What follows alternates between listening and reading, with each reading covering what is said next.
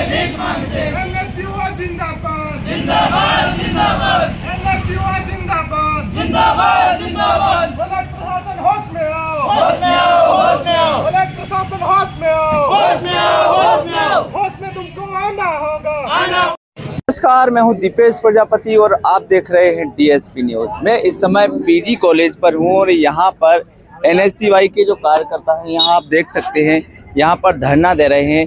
इनकी क्या मांगे हैं हम इनसे ही जानते हैं, आइए हमारे साथ। तो आप देख सकते हैं यहाँ पर एनएसयूआई के जिला अध्यक्ष हैं नरवेश अमलियार जी, हम इनसे जानते हैं। आज आप लोग धरने पर बैठे हैं, क्या आप लोगों की समस्या है? छात्रों की बहुत सारी समस्याएं हैं। प्रमुख समस्याएं ये है कि जो पुरानी शिक्षा नीति में छात्र थे, वो छात्र जिनको फर्स्ट ईयर में एटीकेटी आए हो, सेकंड ईयर में आए हो, पुरानी शिक्षा नीति जब चल रहा था तब उन छात्रों को एटीकेटी वजह के बाद जो नई शिक्षा नीति लागू हो गई, अब वो छात्रों ने एटीकेटी की परीक्षाएं पास कर ली है, परंतु अभी जो है विश्वविद्यालय उनके लिए कोई टाइम टेबल और कोई परीक्षा आयोजित नहीं करवा रही है। वो अगले सत्र में बैठने के लिए, फाइनल ईयर के लिए उनको एग्ज़ाम तत्काल करवाने को लेकर के आज हम बैठे हैं। हमारी मांगें ये चल रही थी, हमारे प्राचार्य महोदय जो हमारे कॉलेज के हैं उनसे भी हमने मांग करी थी कि आप आगे बात करिए, लेकिन वो हमारे सुनने को तैयार नहीं है। वो बोलते हैं कि आप नए सिरे से शुरू करो, फर्स्ट ईयर से शुरू करो, परंतु हमारा कहना है कि अगर छात्र वापस से फर्स्ट ईयर से शुरू करेगा तो उसके 2 साल खराब हो जाएंगे, कईयों की तो पढ़ाई छूट जाएगी। क्यों नहीं उच्च शिक्षा विभाग परीक्षा करवा सकता है, स्पेशल परीक्षाएं करवाए उनकी, ताकि छात्र का साल खराब ना हो। और जो नई शिक्षा नीति में छात्रों को आए दिन एटीकेटी दी जा रही है और रिजल्ट में ढंग से कॉपियां जांच नहीं की जा रही है। वो छात्र उनको एटीकेटी आ जाती है और वो उनको लास्ट में वापस एग्जाम होती है, पूरे साल भर बाद फिर एग्जाम कराते हैं। तो तब तक अगली क्लास में उनको बैठने ही नहीं दिया जाता है। जब तक वह अगर कोई छात्र फर्स्ट ईयर का है, उसको एटीकेटी आ गई है, वो उस एटीकेटी को जब तक क्लियर नहीं करेगा तब तक उसको सेकंड ईयर में बैठने नहीं दिया जाएगा। अगर छात्र के साथ ऐसा चलता रहा तो छात्रों की तो पढ़ाई छूट जाएगी। और आपको तो पता है कि झाबुआ जिला आदिवासी बाहुल्य जिला है, यहाँ के छात्रों की आर्थिक स्थिति तो बहुत खराब होती है कि छात्रों को स्पेशल एटीकेटी की परीक्षाएं क्यों नहीं करवाई जा सकती है। तो हमारी ये मांग थी कि छात्रों को स्पेशल एटीकेटी की परीक्षाएं करवाई जाए। पिछले 2-3 वर्षों से छात्र छात्राओं की छात्रवृत्ति और आवास की राशि नहीं मिली है। सरकार, जब भी हम वहाँ पूछने जाते हैं, ट्राइबल विभाग को पूछने जाते हैं, कॉलेज प्राचार्यों को पूछने जाते हैं, तो बोले बजट नहीं है, बजट नहीं है। हमसे फीस वगैरह तो समय अनुसार ले ली जाती है, बढ़ के फीस ली जा रही है हमसे, बड़ा के डेली। हमारी छात्रवृत्ति हमको समय अनुसार क्यों नहीं मिल सकी, ताकि हम उसका उपयोग कर सकें, कि हम उसमें फीस भर सकें, हम कुछ रजिस्टर खरीद सकें। तीसरा हमारा प्रमुख मांग ये थी कि कल एबीवीपी द्वारा जो शासकीय बस, कॉलेज बस का अपने निजी स्वार्थ के लिए उसका दुरुपयोग किया गया, बिना अनुमति से बस का इस्तेमाल करके आंदोलन के लिए वो ले गए यहाँ से, और कई छात्र छात्राओं को उससे परेशान होना पड़ा।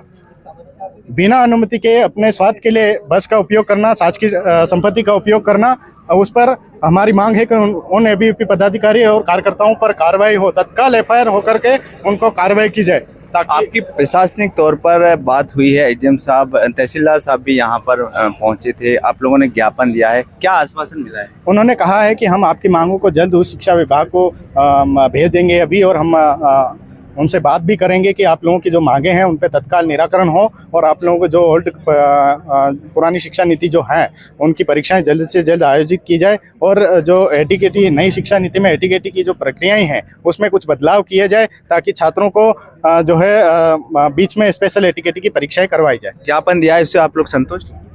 देखते हैं हम अगर हमको संतुष्टि उन्होंने देके गए हैं, आश्वासन देके गए हैं, अगर यह 2-4 दिनों के भीतर हमारी मांगों का निराकरण नहीं करते हैं तो हम सभी जिले भर के छात्रों के साथ रोड जाम करेंगे, चक्का जाम करेंगे, और हमारे छात्रों के आवाज़ के लिए हमको कुछ भी करना पड़ेगा, चाहे हमको धरना प्रदर्शन करना पड़ेगा, हमको भूख हड़ताल करनी पड़ेगी, हम करेंगे। तो देखिए, आपने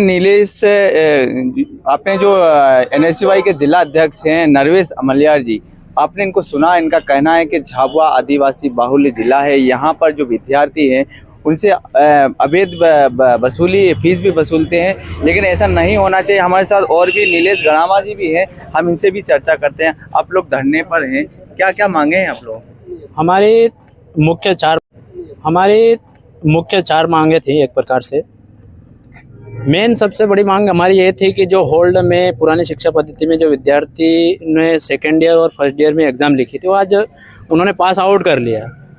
लेकिन अपन ने जब प्रशासन से बात करी तो उनका ये कहना है कि या तो इनको नई शिक्षा नीति में प्रवेश लेना पड़ेगा या फिर उनको एडमिशन अभी देखना पड़ेगा। तो हमारा ये कहना है कि जो पुराने होल्ड विद्यार्थी है उनकी डेट फिक्स करिए ताकि इनको भी पढ़ाई करने में आसानी हो। दूसरा, जो विद्यार्थी एटीकेटी लाया है जो नई शिक्षा नीति में, तो आज नई शिक्षा नीति में इस प्रकार से हो रहा कि जब फर्स्ट ईयर में अगर विद्यार्थी एटीकेटी आता है तो अगली कक्षा में सेकंड ईयर में जा ही नहीं पाता है। तो हमारा ये कहना है कि जब पहले सेमेस्टर के द्वारा किस प्रकार से चल रहा था कि एटीकेटी आ जाती तो अगले कक्षा में जाके बैठ सकता था और एग्ज़ाम लिख सकता था, उसी प्रकार से इनकी भी एक प्रकार से जो एटीकेटी की एग्ज़ाम है उनकी अलग से कराई जाए। दूसरा हमारा विषय था कि जो स्कॉलर की बात आती है तो स्कॉलर साल भर हो जाता है, पूरा सत्र समाप्त हो जाता है, उसके बाद भी हमारे विद्यार्थियों को नहीं मिल पाती है। तो अपन देखते हैं कि एक प्रकार से जनजाति क्षेत्र है और यहाँ पे समय पर अगर स्कॉलर और आवाज़ नहीं मिलती है तो कितना नुकसान हो जाता है विद्यार्थी। हो सकता है विद्यार्थी पढ़ाई करते हुए बाहर गुजरात काम पे चला जाए क्योंकि उनके पास इतना पैसा नहीं होता कि वो कंटिन्यू पढ़ाई जारी कर सके। तो हमारा ये कहना है कि जो स्कॉलर और आवास की राशि है वो समय पे मिल जाए। और दूसरा, अभी कल की बात अपन देखें तो जो विद्यार्थी परिषद के लोग थे वो जो कॉलेज की बस है उसमें बिना बताए उस बस को ले गए और प्रदर्शन में पर्सनल बस एक प्रकार से बना के ले गए। तो हमारा ये कहना है कि जो शासकीय बस है उसको आंदोलन में ले जाने की क्या ज़रूरत है? भाई वो शासकीय प्रॉपर्टी है तो शासकीय प्रॉपर्टी किसके अनुरूप है? जो विद्यार्थी पैसा दे रहा है उसके उपयोग में लाना चाहिए या फिर आंदोलन में संगठनों के द्वारा बस का किराया दिया जा रहा है? तो हमारा ये कहना है कि जो बस ले गए हैं उन पर कार्रवाई होए, एफआईआर होए, जितने भी पदाधिकारी होए, हो सकता है अगर उन पे नहीं हो तो हमारा ये मांग है कि प्राचार्य को यहाँ से हटाया जाए क्योंकि प्राचार्य मिला हुआ है एक प्रकार से देखा जाए तो देखिए, आपने इन लोगों की समस्याओं को सुना है। इनकी कई समस्याएं थी। इन्होंने ये भी कहा है कि प्राचार्य साहब यहाँ पर मिले हुए, इनको प्राचार्य को यहाँ पर इन लोगों का कहना है हटना चाहिए। आपको ये खबर कैसी लगी कमेंट करके ज़रूर बताएं। चैनल पर आप अगर नए हैं तो चैनल को सब्सक्राइब करें, लाइक करें ताकि हर खबर का नोटिफिकेशन आप तक पहुँचे। धन्यवाद। आप प्राचार्य को हटाओ या फिर उन पर कार्रवाई करवा के कार्रवाई होनी चाहिए सर, क्योंकि बहुत सारे विद्यार्थी जो डेली बस में आवागमन करते हैं वो तो काफ़ी परेशान हुए थे। अपने निजी स्वार्थों और आंदोलनों के लिए थोड़ी ना बस भी यहाँ पर लगवाई गई। हम सारे छात्र यहाँ पर पैसा भरते हैं बस का, तो जो छात्र हैं जब तक वो क्लियर नहीं करेंगे, दूसरी एग्जाम नहीं करवाएंगे, तब तक उनका तो 2 साल बिगड़ेंगे ही सही। उनका कहना है कि कभी बोलते हैं कि या तो फिर से नए सिरे से शुरू करो।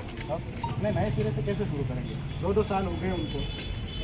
उनका सर प्राचार्य सर के पास कोई विद्यार्थी समस्या लेके जाता है तो सर बात ही नहीं करते, ऊपर बोलते तुमको नई शुरू से एडमिशन लेना पड़ेगा। आप एक बार ऊपर तो बात करें, भाई विद्यार्थी का हौसला रहता है उसको ही कम कर देते हैं।